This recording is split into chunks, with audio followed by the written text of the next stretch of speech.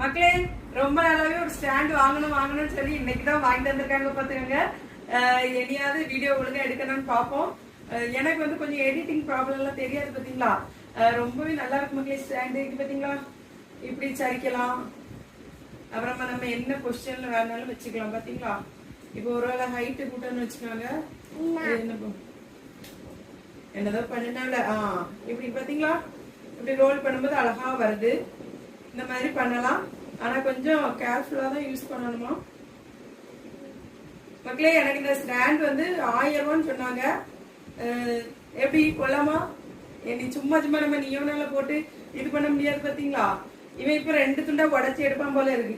1000 ரூபாய் விட பிச்சு எடுக்க மாட்டா மக்களே. இந்த ரொம்ப 1000 ரூபாய் பூ மக்களே.